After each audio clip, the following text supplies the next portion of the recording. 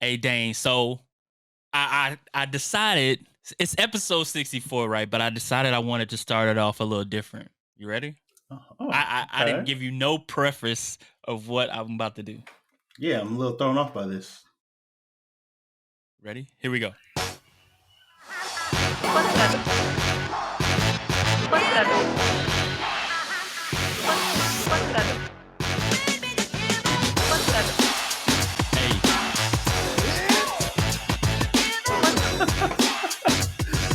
Boy, think he a DJ and stuff.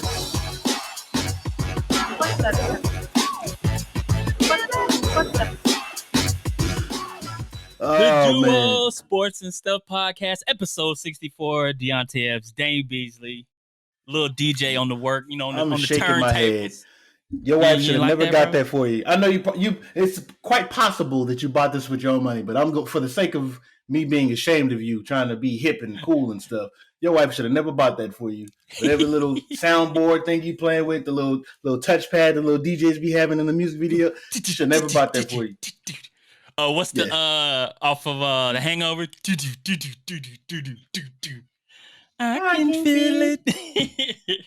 Yeah, episode 64 of the Duo Sports and Stuff Podcast. Deonte Epps, Dane Beasley. We appreciate you for tuning in on the audio version. On the video version, I've been slacking on putting the video up, but episode 64 will be on YouTube. I promise you that. So appreciate you listening and watching wherever you are, because you took it out of the time of your day to kick it with your boys. So we definitely appreciate it, Dane. My ace, my guy. How you doing, my brother? Pretty good, man. Pretty good. I just cannot wait to eat a chicken breast sandwich after this podcast. So I didn't tell you this. I forgot to tell you this. I'm thinking about food. So my normal breakfast, you take some grits and some oatmeal, muffin and something like that. And I was so prepared and excited about my breakfast. I had 2 bananas, I had an apple. I brought little Belvita blueberry chips, brought some of those. So excited about breakfast, completely forgot my lunch. So I didn't have any lunch. So I had to ration my breakfast to make it stressful because I wasn't going to leave the house. I wasn't going to leave the house. I wasn't going to leave the office to go get some to eat because I'm on this saving kick. Deonte knows it. I'm not telling anybody else, but I'm on this saving kick. So I was like, boom, I'm gonna make it stretch. So I was like, all right, this hour I'm gonna eat the Belvita. I'm only gonna eat half of them.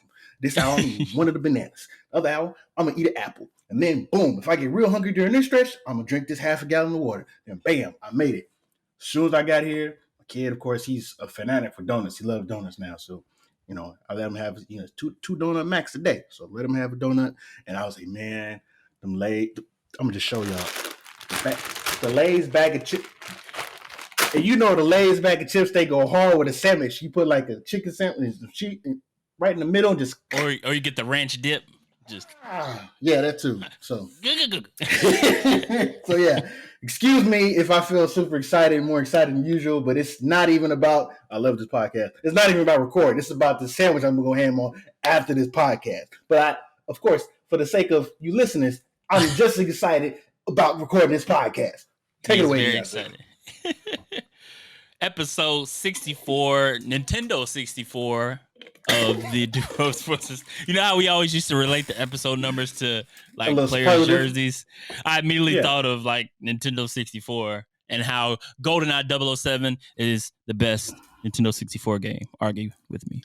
I mean, the Super Smash Brothers like kind of exist too, but I see where you're going.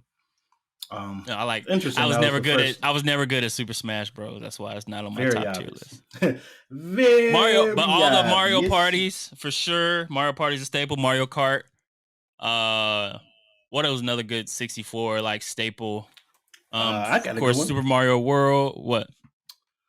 He was on this podcast. The Craig Watts 64, the Craig Watts episode without Craig Watts. Shout out to Craig though. Nevada, the Wolfpack, they're doing pretty good. I think they only lost one game this year, but maybe it's the Craig Watts effect. So shout out to Craig. He cut off his dreads. Did you see that? Yeah, man. I seen the snap. I was like, wait a minute. I had to reply to him. Whose locks did he take? I was like, oh no.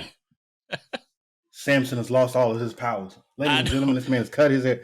So I don't want to look at this man Because I always want to picture him with the locks because that's his identity to me. But now he's lockless, so I don't even want to look at him. So next time I see him in person, I'm gonna just be like, "What up?" I just messaged him on Snapchat. I was like, "Bruh." That's all I said, "Bruh," and he's like, "It had to be done." It's like I respect it. I feel it. Shout out to Craig and the Nevada Wolfpack. Shout out to KJ and the UTSA Roadrunners, ranked for the first time in program history, 7-0. And the boys are doing the thing down there. As they say, don't eat the cheese. Beat the brakes off of Rice. Sorry. Yeah, man. You're right. The Owls, right? The Owls, right? Rice Owls. Yep. Sorry if any Rice Owls are tuning in. Apologize. You know what? And it didn't even cross my mind. I forgot to tell you this. Well, my cousin, he was in the building. He was on an official visit at UTSA. I saw that. He followed me on Twitter. Yeah, he followed me too. After I retweeted the video, he had 2 picks. Pick 6 the other, a few weeks back, and I retweeted it. And I had no idea that he was going to be there, but his mom, my aunt, she sent us some pictures. I was like, man, that's dope. I was just watching the clip of that beatdown, and now I'm seeing like y'all like they're on the field, and then it just brought back all the memories that we have associated with that stadium because we played in that stadium before. So it's like 2008. It's like, let them know, Dane. Let them know. Let them know. We played. So it was. And won. Let them know we won. We won that game too. What was that? Greater it was Portland the state or semifinals? No. It was the game before we got our asses kicked by Lake Travis. It was a game before the quarterfinals. Yeah. 3 rounds deep. Pause. But episode 64 of the Duo Sports and Stuff podcast. Wanted to say intro of all time. But I know, no, that was a cool intro. I think I had more to say in the intro. What was it? And I forgot that quick. Oh no, I'm a horrible host. Get these Lay's chips out of the way. Nobody think we got sponsored by Lay's. I am a horrible host. If you're trying to sponsor, hit us up. Yes, Lay's potato chips. Trying to get Lay's. Daryl, it was something else I was gonna say in the intro, and I forgot. Oh, I'm letting the people know what we're talking about today on the podcast. Oh yeah, do that. Let's give a rundown. Say that. Say that. Last week we talked about Urban Meyer and how he was a wild boy.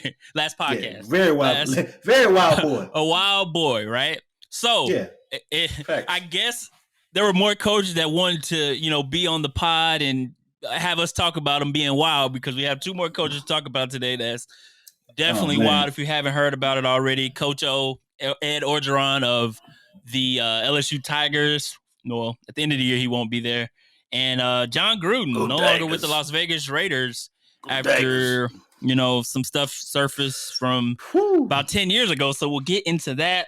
We'll talk about Adam Schefter and his sports reporting ways back in the gap as well. In our nerdy news segment, it was DC Fandom this past weekend on Saturday, and we had a new trailer for The Batman. We have a sneak peek, exclusive look of Black Adam. We got Langston trying to be on the pod again. Respect to my guy Langston. We love you so much.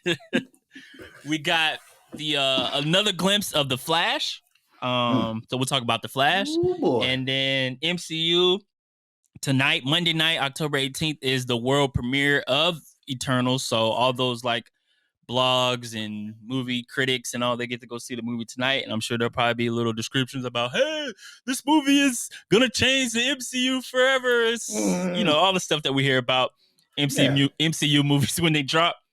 And then MCU delays got announced today, unfortunately. I'll talk a little bit about it, but I'm glad I didn't see Spider-Man on that list. So we're still on track for Spider-Man this year, hopefully.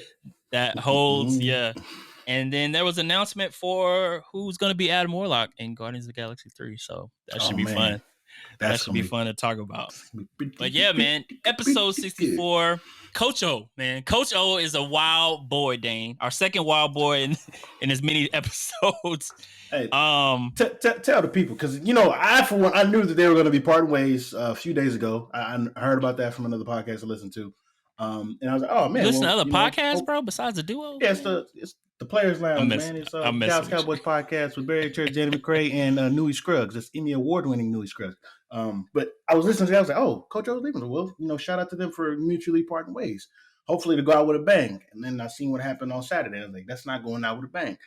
Well, it is going out with a bang if you look at it that way. But you said there were some other details, and I was like, well, I guess I've been living under a rock these last few days, just clouded in the midst of all these dubs the Cowboys been getting. So take it away, man. What's going on with that? What's happening with that? Man, so there had been like rumors and reporters reporting these little things about what has been going on in LSU since they won the Natty 2 years ago, and I think his record is like 8-9. Maybe he got to 9-9 with the big win over Florida this weekend, but there seems as though Coach O has kind of got the championship from 2019, let it go to his head. So there's a report from the article or from the Athletic that has a bunch. It's a very long article, so check it out if you get the chance. But one of the things that kind of stuck out to me was him losing control of the locker room, his staff,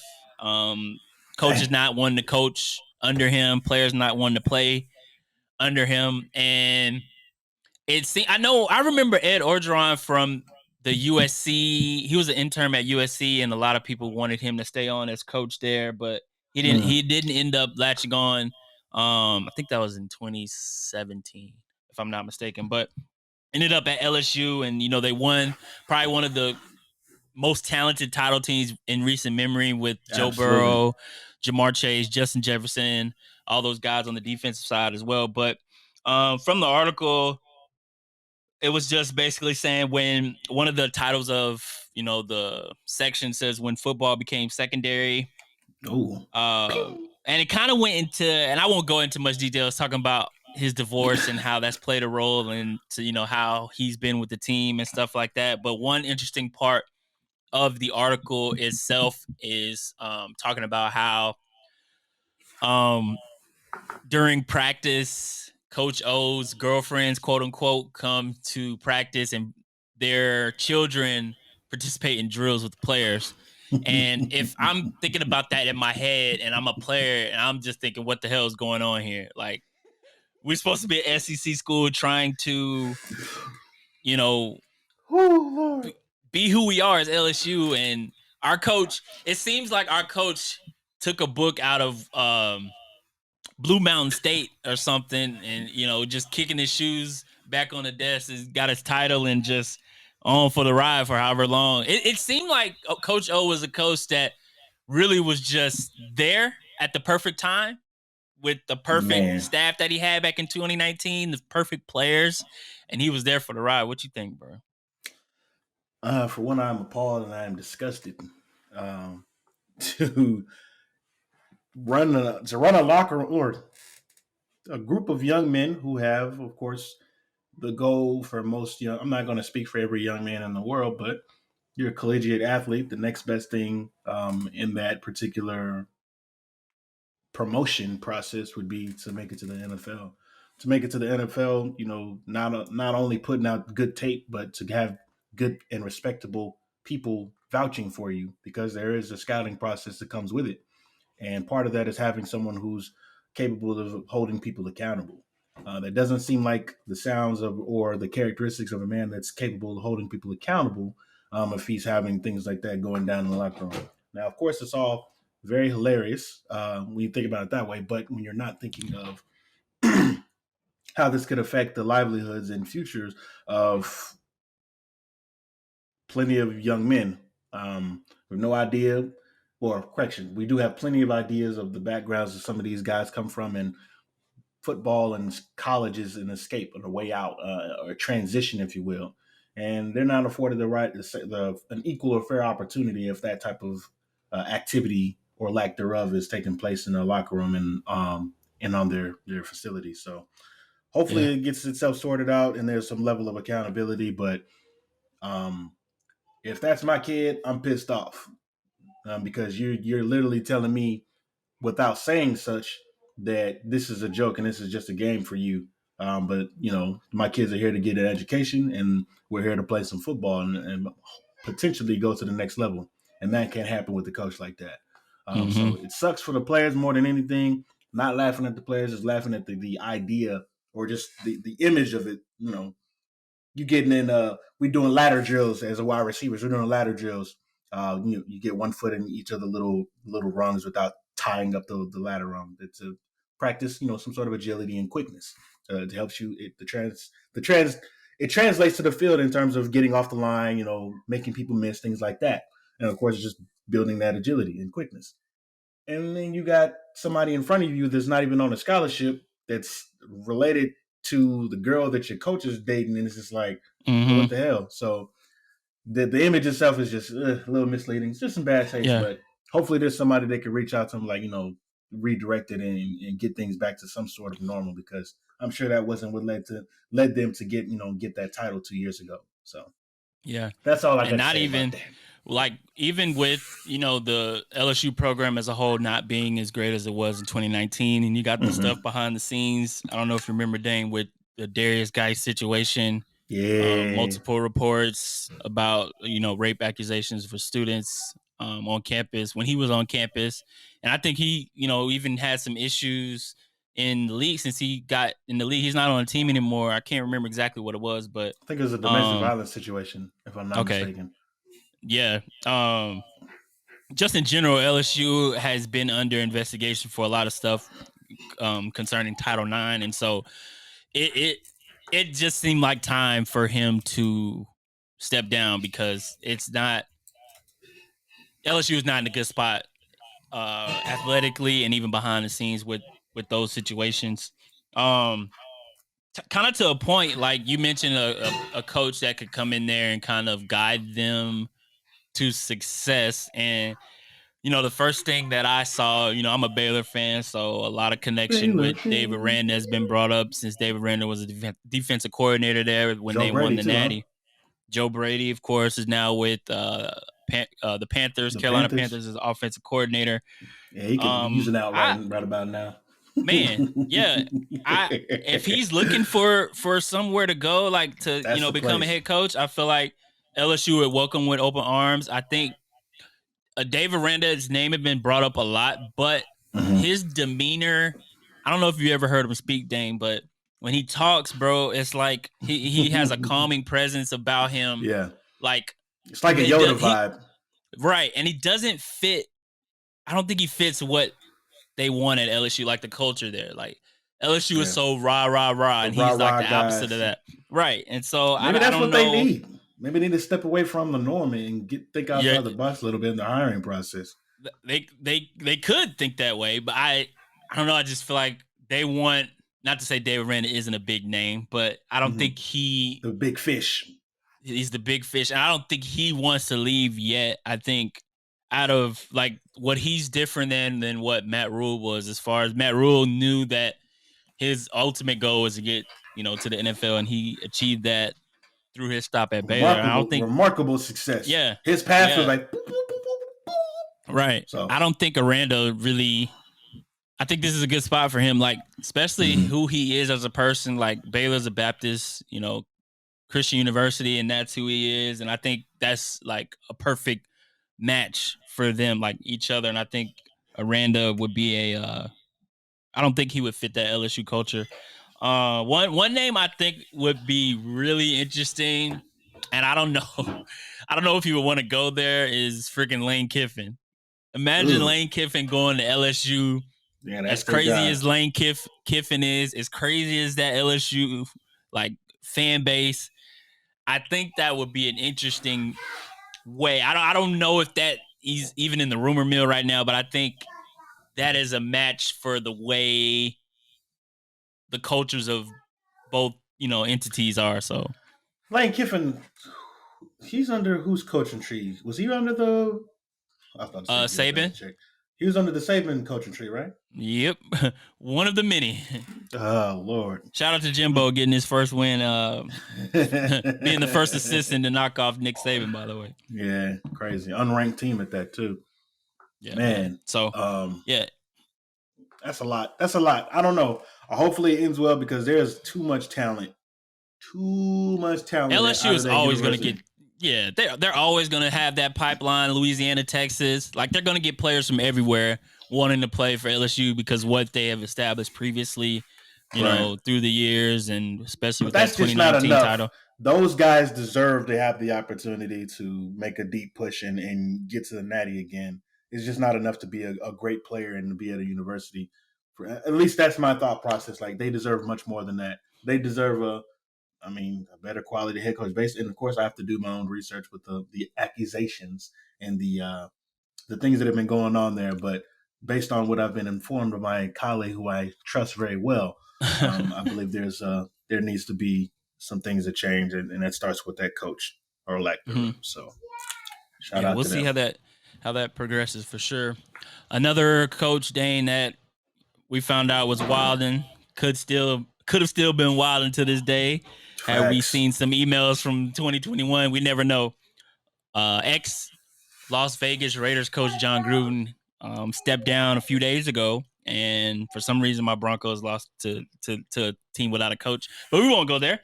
But John Gruden got let go. Actually, he resigned from his position as head coach of Las Vegas Raiders due to, and how this came about, Dane, is very interesting. You remember when we talked about the target. Yeah. So there was a law firm that was investigating the Washington football team's emails, talking about everything that they went through with their previous GM, Bruce Allen, I believe his name is. And, came across some interesting emails from Sir John Gruden, man, back in 2011. And in 2011, there were a lot of interesting things said from Mr. Gruden about Colin Kaepernick and about Michael Sam, who, if you don't know who Michael Sam is, he was the first openly gay athlete drafted in 2014 by the Rams and Jeff Fisher at that time.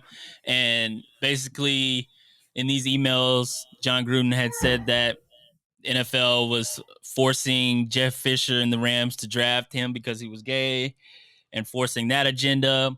He had comments for NFLPA president DeMaurice Smith about his lips. Man, it's crazy, bro. 2011, and he went in his bag for that one, man. Got in his racist bag for that one. Yeah, and it's crazy to think about because we're in 2021 and all these agendas as far as what the NFL is trying to push, to end racism in the end zones and on the helmets. And you got this. And you got this from 2011, and then you realize that these things are it's from 2011, but for it to come out now, we're still fighting through these things. We're still not at the point where this is not going to be an issue, right? Yeah, man. See, here's the problem, Deonte. What incentive do coaches have to not be disgusting, horrible, bigoted human beings? Aside from this, obviously the public shame, the loss of a job, and I say loss of job opportunity with an asterisk because about 3 or 4 years he's going to pop up with a job and nothing's ever happened, and he's still getting paid right now as we talk and record this podcast. But there's no incentive for these type of people that have this hate in their heart. There's no incentive for them to turn away from the things they've done, because we're seeing right now in real action through many excuses of empowerment that this is okay. Because before a lot of the content of these emails were exposed, he had dudes lining up. Oh no, he's not a racist guy. He's good. Like your Tony Dungy's of the world, and I'm like, bruh. And then as soon as all this other stuff comes out, I'm like, you look real foolish right now. Tap dancing for this dude who probably wouldn't piss on you if you were on fire, judging from the context of some of these emails. But the crazy thing to me about this is he wasn't even the original target. Like, you ever been at in a gathering of other people, and someone happens to be the butt of the joke, getting made fun of. Everybody's taking turns making fun of them.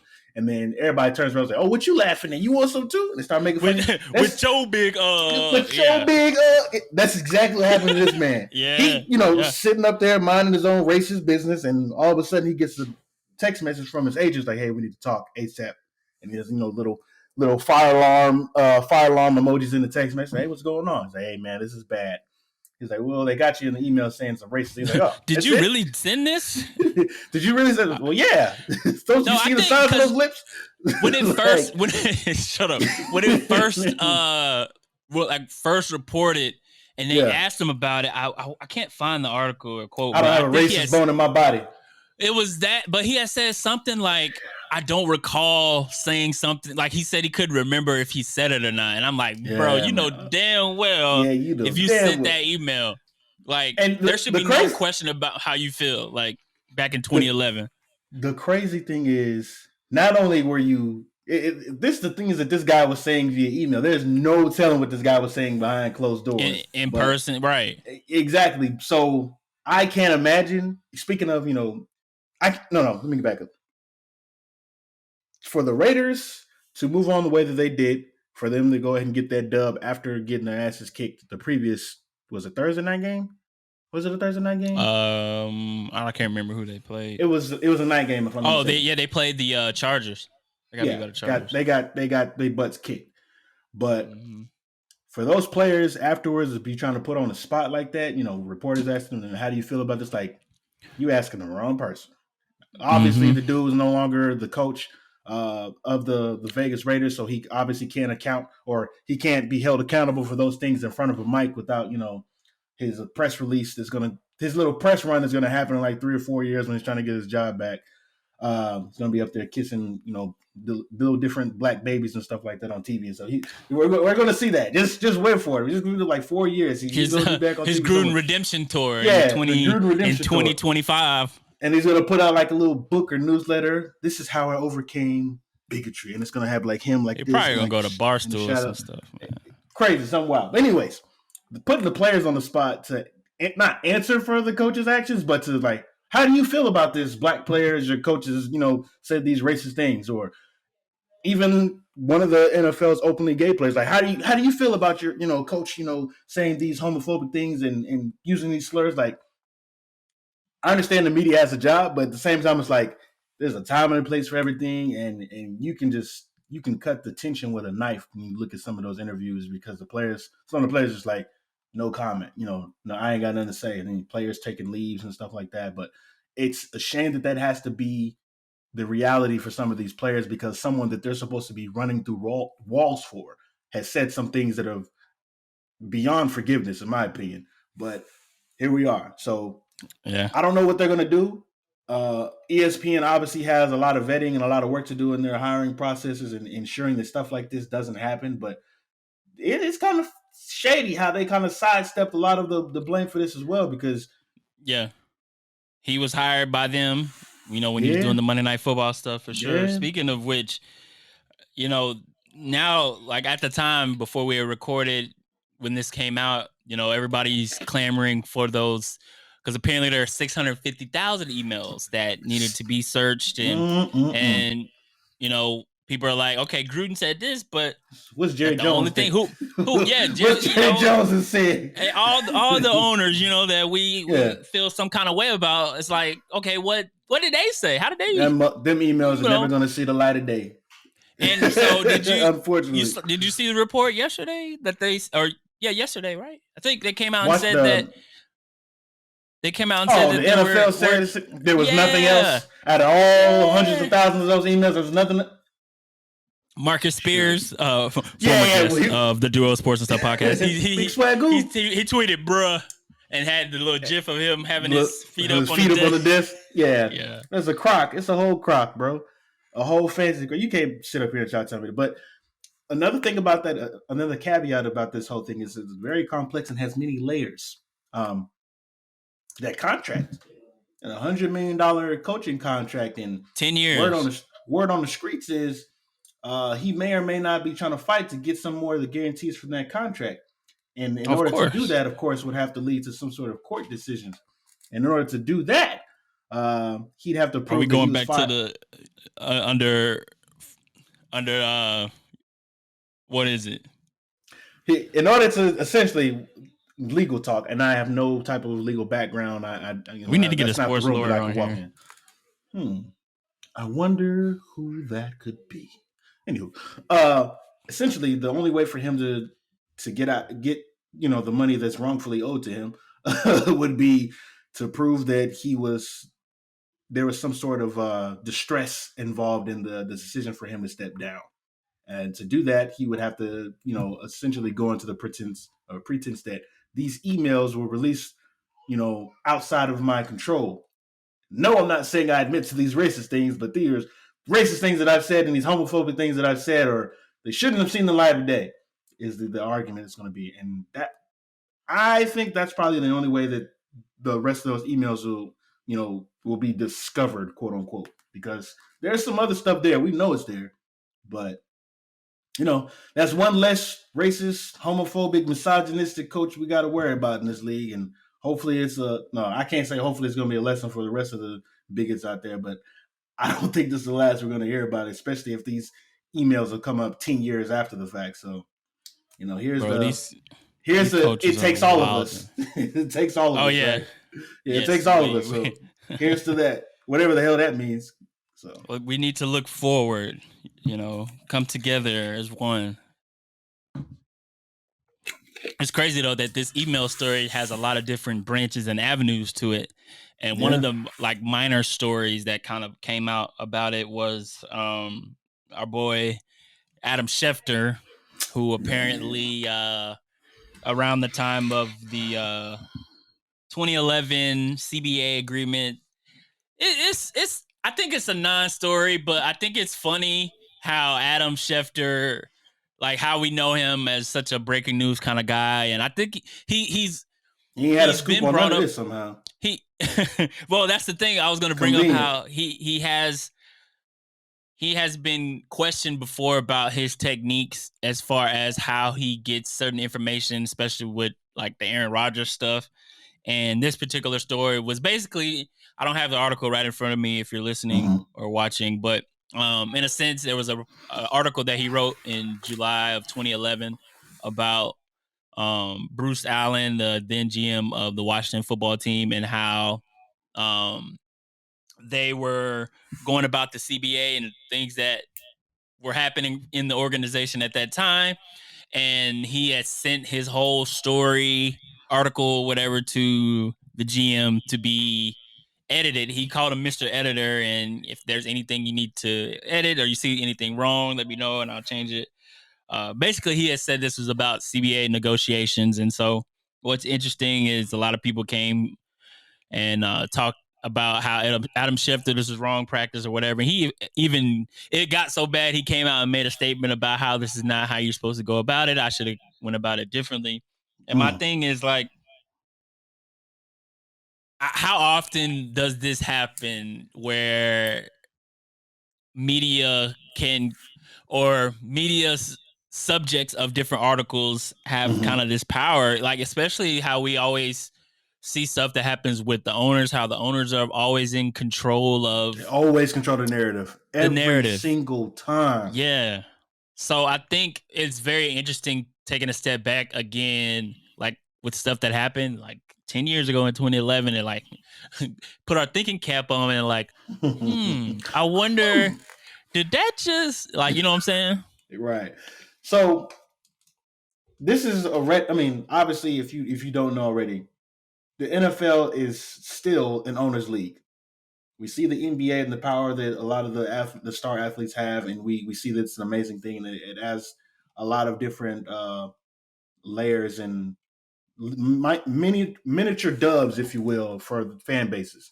But as long as the NFL continues to operate the way that they do, giving too much power to these owners, you're always going to have these players cowering and going the way that they do, and you'll always have these people like Adam taking advantage of that.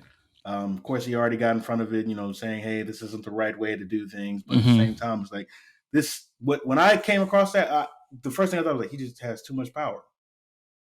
This is the same guy that's essentially teaming up with Kraft, if I'm not mistaken, about this whole little gambling app, right?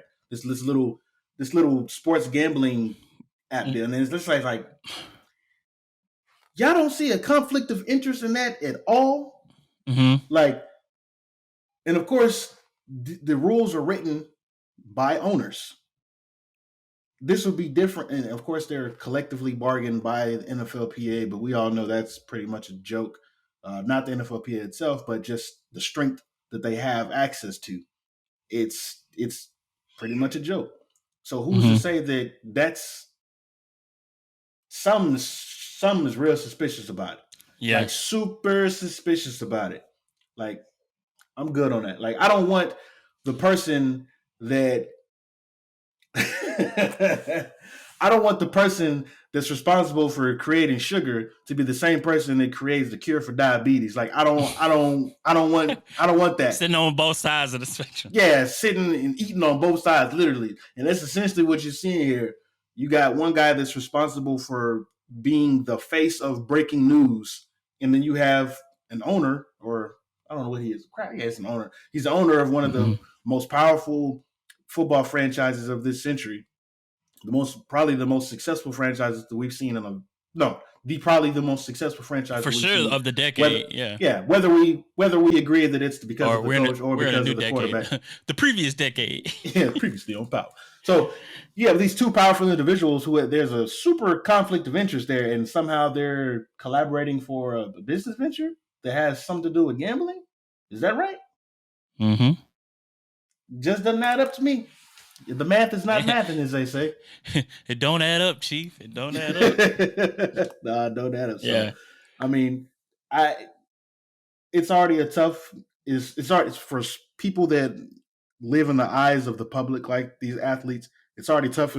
It's already tough as it is for them, being these, beacons of supreme athleticism and having to be poked and prodded like they're zoo animals. It's already tough enough for that. But then you add another layer that this particular person at any particular moment can find out information or release information to the public before they even get a chance to acknowledge it and let it soak in before they can get in front of it. It's dangerous. That's all I'm saying. But maybe I'm just a conspiracy nut, and maybe I'm just thinking too much into it, or could definitely be onto something. So, tinfoil do-rag, bro. I got my tinfoil do-rag on. You already know it. So we'll see how it goes, man. But I don't like it, Deonte. I don't like the smell of it. Smell like don't smell right. It don't smell right at all. Don't smell right. All right, now it is time for Fuck that sound.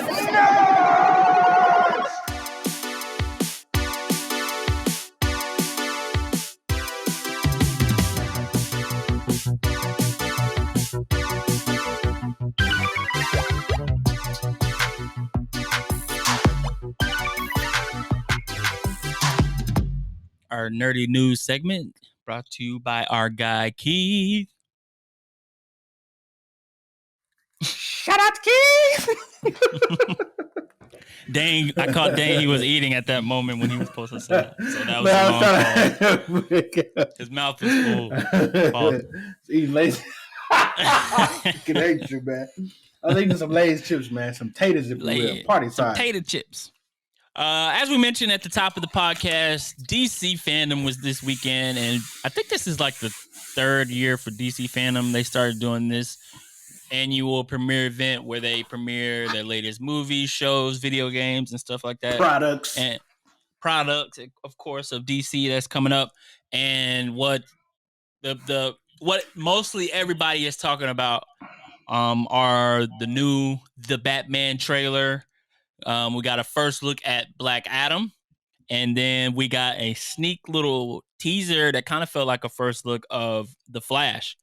And I would tell you, Dane, I think your opinion is going to be kind of different than mine. I think out of all three of those, I was most excited about The Flash. And I think it's because interesting of the Flashpoint DC animated movie that I saw that you made me watch.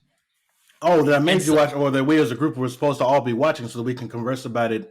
You're not supposed to say that in front of the listeners, man. Tell me this, Deonte. Out of those 20-some-odd movies, how many have you watched? Are we not talking about that, bro? No, we're talking about DC This is about accountability. Right. I watched Flashpoint. You can round up, too. You can round up. Flashpoint. I'd say 3. 3. We had this conversation a year ago. Yes, I know. Now this whole conversation is on halt because of you. How? Myself, Brody, and I DeMar. know, We bro. can't I talk. know. We can't talk about this until you catch up because there are some breathtaking performances and content that was discussed in some of these movies. We can't even talk about it.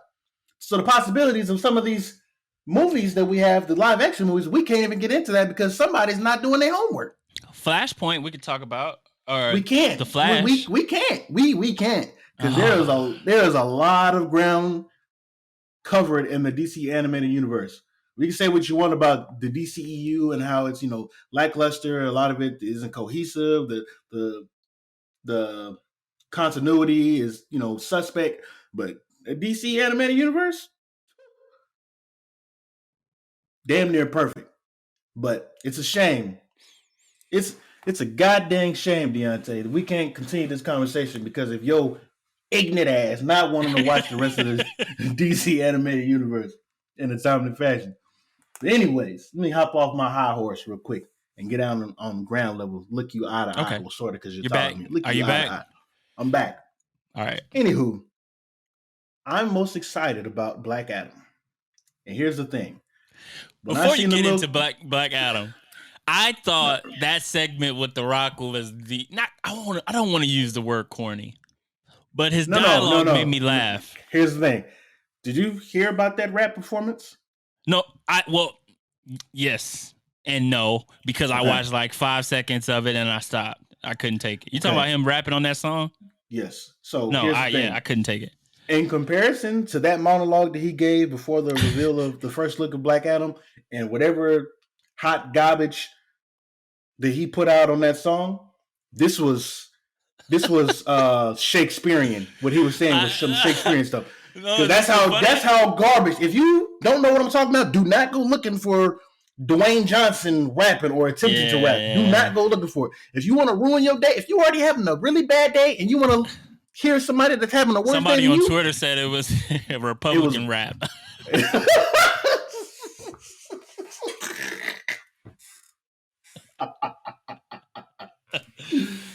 I said, if The Rock don't get out of here with this Republican ass rap. Oh man! But that part, bro, of the fandom where he was like, the hierarchy of power of the DC universe is about to change. Yeah, I was like, I'm like, I can get behind him trying to sell me a product. Yeah, what I cannot get behind is my guy up here trying to drop some bars, and he's not even on. I mean, he's sort of on a beat, but he wasn't. It was just bad. It was bad. It was bad. It was bad. Like it was bad. Yeah. So why are you excited for Black Adam, bro? Man, did you see what he did to that boy? I did. Turning that boy's whole body into freaking ash. Like choked him, held him up, and was like, and I just want to see him beat a whole bunch of DC superheroes ass because he's an anti-hero. He's between the lines, not a hero, not a villain. He's like in between, within the same vein as Punisher, sort of speak. I was just about to say that, yeah. So I cannot wait for him to beat asses on both sides. I can't wait for it, but that's what I'm looking forward to the most because of that. Just the idea of the content that we're going to get. The person that I know is going to kill it is Robert Pattinson. Like he's going to kill it. With that movie, the Batman coming out in March, it's definitely allegedly. We thought the Dark Knight trilogy was dark. It was. But this is going darker and grittier than that, which I'm excited to see. I'm excited to experience Batman in another realm because, we've seen Batman in the comics or in animation even, because I actually watched Batman Year One, the animated movie. But this story, the actual live action Batman, I think this is supposed to be Batman Year Two. So he's still unpolished. Still trying to figure out how he wants to be as Batman. But I think what's interesting is in what we've seen and what I've noticed so far in the trailers is that he we know Batman like in the comics and like the Adventures of Batman and Robin, which is probably one of my favorite cartoons. Like more of a hand and like detective, but also fighting style, like more. It's not karate, but like martial arts type Batman. But this one, Jiu-jitsu. All I've seen is him just beating dudes' asses, just brawler style. Let me tell you something. What I've been dying to see from a Batman movie is capture in the 5 minutes of Batman versus Superman in that warehouse when Ben Affleck's Batman was, and this whole movie looks like that whole warehouse scene. The whole movie looks like that times 20. That's the Batman I grew up on. That's the Batman I know. So him eating bullets and then breaking people's arms, like legit, like what we saw in the first trailer when they showed him beating dude in the face and they just kept going. I was like, dang, woo! Like that's right. That's what I want. Like that's what I need. I need. That's exactly what it is. So Pattinson, I'm counting on you, my boy. We watched the whole Twilight saga a few months ago and was like, you know what? This is okay. Not bearable, but it's okay. Good entertainment. Now I want to see something from Pattinson. It's like, you know what? This is really good. The acting is good. The storyline is good. The love interest is good. Oh yeah. So we gonna yeah, man. We gonna see. Yeah, this I'm excited for the grounded level. I mean, it doesn't feel like a superhero movie in the sense that I don't know. It just feels more grounded, more like we know Batman is a superhero, but like in this one, it just the whole feel of it is more horror than superhero, like grimy, gritty. I think that's So from what I've seen, the first two trailers, man, it just seems like a different take because we've seen like multiple Batman over the years, obviously, and this one some more than others. Okay, Dane. Anyway, this take on the. Can you truly say that you can appreciate what we're going to get if you haven't even seen the DC animated universe with over 20 movies and you've only committed to less than 5? I'll just get committed to the live action Batman that we've seen thus far. You can appreciate that, and you can appreciate the animated. You know what? I didn't say I. Ladies and gentlemen, please join me in bullying this man and chastising him as he finishes watching, because that's the only thing that's going to work. I have no other recourse. I've known this dude since elementary school, and I can't even convince him with my own words. My own 2 eyes have seen in these 20 or so movies have been incredible, and I've conveyed this message to this man so many times, which he still hasn't taken heed to. But it's okay, because I have faith that the Duo Sports and Stuff podcast fan base will chastise and bully this man to submission so he can watch these movies, so he can fully appreciate what we might see on film in March. Mic drop. There you have it. Dane has dropped the mic. DC Fandom was and dope. You should be ashamed of yourself. And you call yourself a podcaster? Comic books and sports? Something Tell me like something, that. Deonte. When's the last time you missed a Broncos game? Unfortunately, I've never missed a Broncos game. Tell me this, Deonte. When's the last time you missed the Baylor game? It's been a while. Tell me, Deonte, have you completed No, Dane, no. Okay, you already knew I was going with this. So if you don't neglect your sports teams, but you're going to sit up here and neglect the DC animated universe for the sake of it's not as important. Man, say, we got some things to talk about. Anywho, ladies and gentlemen. Oh, go ahead. My bad. I was about to take over your job. I'm sorry. I don't know what got into me. My bad. Let me back up. Go ahead, man. Do your thing. That's why I need Dane, y'all, because Dane always, every time I'm up here in the sky, Dane brings you back down to earth. And still don't listen. This is like the 4th time I brought this up in the podcast, and this man still ain't watching. At this point, it's just neglect. He don't want to be great. He said, I don't want to be great. So shame. Switching to MCU. Unfortunately, there was news today that Marvel Studios, Disney has decided to delay Doctor Strange 2, Thor 4, Black Panther sequel. And man, so the Multiverse of Madness, Doctor Strange 2 from March 25th to May 6th, Thor Love and Thunder from May 6th to July 8th, and Black Panther Black Panther: Wakanda Forever from July 8th to November 11th. The Marvels has been postponed, which is Captain Marvel sequel, has been postponed to early 2023. And Ant-Man and the Wasp: Quantumania went from February 17th to July 28th, 2023. Sheesh, they hurting us. Does it have to do, and I really didn't get to read this article, did it have to do with the recent strike of like the filmmakers and production companies and things like that? I think it might have. I think it's coming like on a 90-day strike. I think they're trying to get ahead of it so it doesn't come as a huge shock 2 weeks before the movie comes out. Say, hey, y'all, remember that movie we told y'all what's going to happen about? That's not happening anytime soon. Like, I think that's what this is. Judging from the posts that I've been receiving. But yeah, this is all stemming from bad capitalism. And you might say, hey, Dane, where is there good capitalism? You're right. This might be stemming from something really, really bad, like capitalism. So, I think, the thing, man. Oh, go ahead, D. Sorry. Take it away. I cut you off. Go ahead. No, go ahead, man. No, I would. No.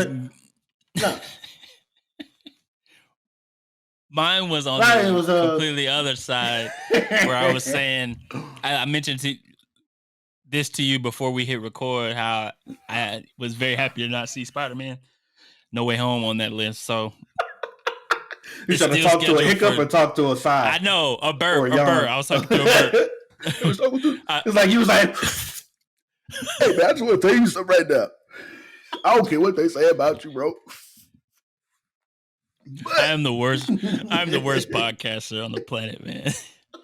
Anyway, up there, man. I was talking about before we hit the record button how I was excited to see that Spider-Man was not on that list. So I'm still crossing my fingers. There could still be a change, but we're less than 2 months away from that movie, which I think is going to be insane. Of course, Eternals, the premiere of Eternals is tonight for the moviegoer or the critics and all that stuff. That'll come out in November. What are you about to say? I see a look on your face. I was about to ask you, have you seen Venom yet? 2? Mm-hmm. Yes. Oh, I haven't seen it yet. I need to go see it. 2? No, I didn't watch 2. I haven't seen it. I just saw the post-credit scene. Oh, I have not seen that. So I need to... Yeah, I need to hear about that. And we talked about how hyped we were about Venom 2. And then I got online and everybody was trashing Venom 2. So I didn't want to waste my time. I don't care about going to see a movie and it being bad. It's just, I'm still paranoid about going. And I know. Oh yeah, you might as well wait for it to hit streaming services then. Man, say you right, but or hit that plug on the link.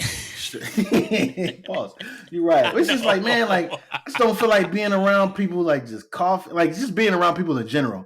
I consider myself a very outgoing person, but since the pandemic hit, I just gotta find myself like, oh man, I gotta go outside with there's other people out there too. Somebody could be all in my personal bubble, like next to me, like. They took away the little spots in Walmart where you're supposed to stand. Like, it's 6 feet apart from here. This is where you're supposed to stand. They took away the things in my local Walmart. Oh, no, not my local Walmart. My local Costco. They took them away. So, man, this person was like, they was like real close in my bubble. Like, when I was waiting to get to the line, I'm like, like looking, I'm like, hey, man. And so, I'm just little stuff like that. But anyways, beside the point. You were saying, my bad. Apologize, got us off topic. I was just happy I didn't see Spider-Man on that list. But I mean, I'm cool with the other movies being delayed. I mean, I don't have a choice but to be cool about it. But like you got I was definitely excited for that Doctor Strange in March. So two more. Actually, it's less than 2 months because it was at the end of March. It was supposed to be released. Now it's like towards the beginning of May. So a little more or a little less than 2 months from that spot. So. Yes. I still think that's probably gonna be the dopest movie of this phase. All the possibilities that could go down. We talked about that on previous episodes. Mm-hmm. But other than that, whatever Marvel does, I mean, I'm not gonna question them on it because of course not. Feige is that guy. He's that guy. He's that dude. He's that dude, man.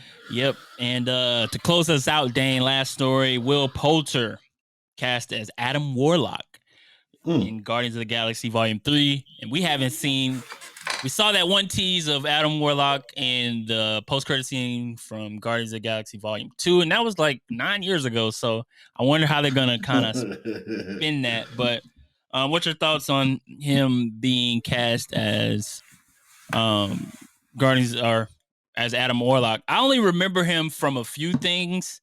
And the one show I remember him from, I know he's played in a lot of stuff, and I'm not really a movie person like that besides superhero stuff, but I remember him from an episode of Black Mirror, the Bandersnatch episode.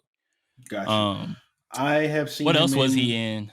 We Are the Millers. Didn't he play comedy? Oh yes, and We're the Millers. Exactly. Yeah. Yes, thank you, Dane. He was a Steam still now. It just the son from We're the Millers. If you've seen that, he was also, I believe, he was one of the people in Detroit, which details one of the more horrific nights in Detroit. A lot of racial elements in that movie. Okay. So I didn't see him in that, but I read reviews about his performance. They were really good. I always get him mixed up with the old boy from Friday Night Lights. Sorensen? Oh, yeah, dude from Breaking Bad. Breaking Bad. His friend, his Sorensen's friend. Yeah. I forget. Dude, he was in Like Mike. Landry Clark from and Like Mike. Boy, Landry. Yeah, I can see that. They both got that dumb look on their face. I got you. But yeah, that's hopeful, another cool movie that's gonna be dope. This Volume 3 though. James Gunn, whatever he decides to do, which is also the end of.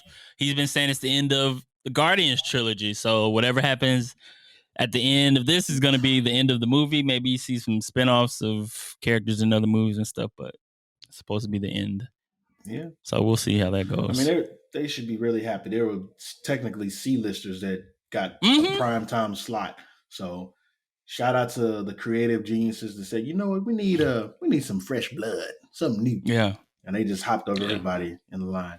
So yeah, shout out to them. I'm happy about this. I'm excited about Adam Warlock, the character, because he again is going to push the limits of the new power level character. So the hierarchy of the MCU will change forever. Yeah. Good. I don't mind as long as you don't pick up a mic again to rap. We are good. So. Oh man, episode 64 of the Duo Sports and Stuff podcast. We're gonna get out of here. Dan, you got anything to say before we dip? Keep your distance, wear your mask, get vaxxed, and don't cough in people's face or sneeze like in people's face, because that's disgusting. You know, horrible human beings who decide to do that. Make sure you watch behind your ears, man. It's just disgusting. You don't watch behind your ears. Like, honestly, if you don't watch behind your ears, like you just ain't cool at this point. Like, that's all I gotta say. You're nasty. Nasty. We're gonna get out of here. We appreciate everyone tuning in on Apple, Spotify, YouTube, all those great things. Episode 64 of the Duo. Until next time, we out.